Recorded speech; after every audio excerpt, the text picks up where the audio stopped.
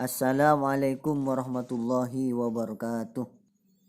Selamat pagi anak kita semua, selalu dalam lindungan Allah Subhanahu wa taala.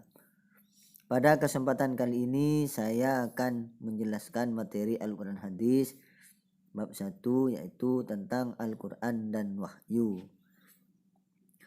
Tentang masalah Al-Qur'an dan wahyu ada 4 sub materi yang akan saya jelaskan. Yang pertama tentang Al-Qur'an.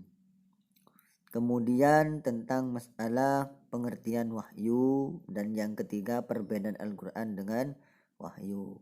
Kemudian yang terakhir nama-nama lain dari Al-Qur'an itu sendiri.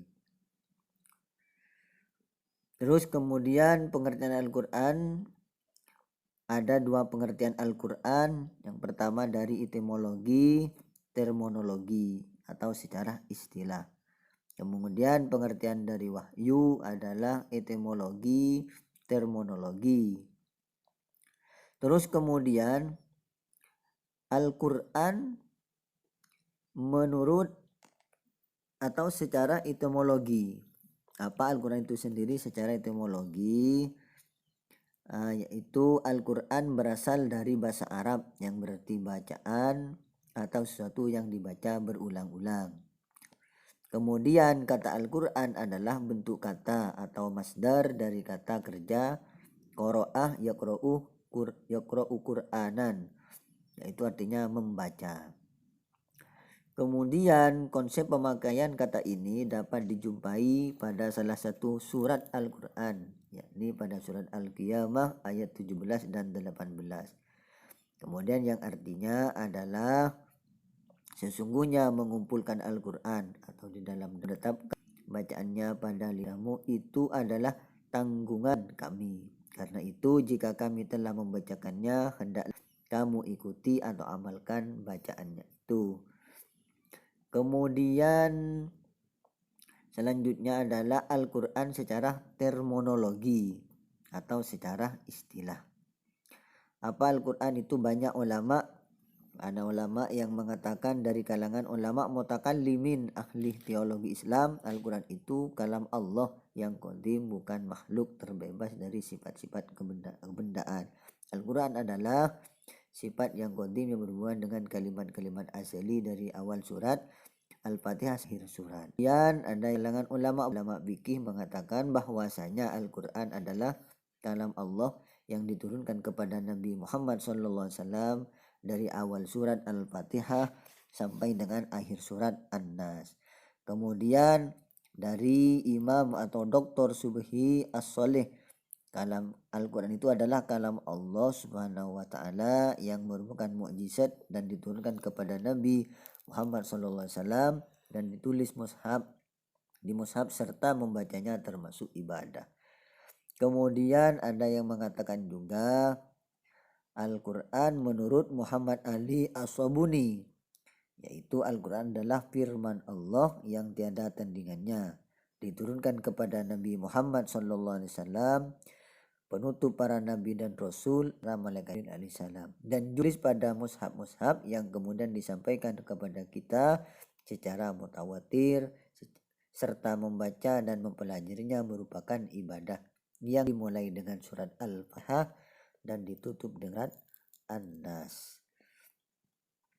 Kemudian saya juga akan jelaskan wahyu secara etimologi.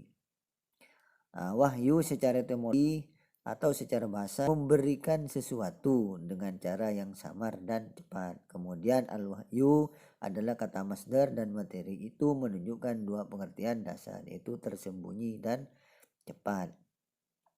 Kemudian oleh karena itu maka dikatakan wahyu ialah pemberitahuan secara tersembunyi dan cepat yang khusus ditunjukkan kepada orang yang diberitahu tanpa diketahui oleh orang lain. Kemudian wahyu adalah pemberitahuan. Wahyu secara terminologi atau secara istilah, wahyu adalah pemberitahuan Tuhan dan nabinya tentang berita-berita dan cerita dengan cara yang samar tetapi meyakinkan kepada nabi atau rasul yang bersangkutan bahwa apa yang diterimanya adalah dari Allah Subhanahu wa Ta'ala.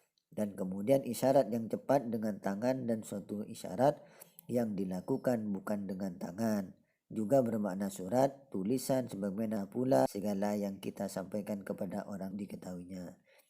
Kemudian sebutan bagi sesuatu yang dituangkan dengan cara yang tepat dari Allah Subhanahu wa Ta'ala ke dalam dada nabi-nabinya, sebagaimana dipergunakan juga untuk lafaz Al-Qur'an. Kemudian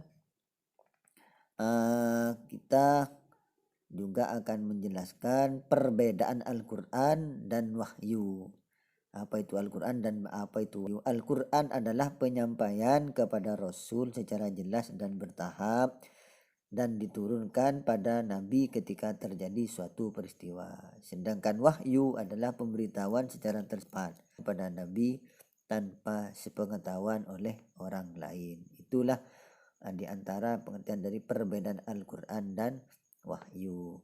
Kemudian juga saya akan menjelaskan yang terakhir adalah nama-nama Al-Qur'an. Itu banyak di antaranya nama-nama Al-Qur'an. Selain bacaan Al-Qur'an ada nama lain. Al-Qur'an mempunyai beberapa nama yang kesemuanya menunjukkan kedudukannya yang tinggi dan luhur. Dan secara mutlak Al-Qur'an yang paling mulia.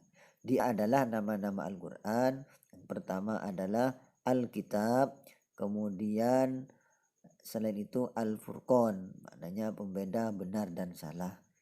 Kemudian nama lain dari kata Al-Qur'an adalah termasuk Al-Zikri atau memberi peringatan.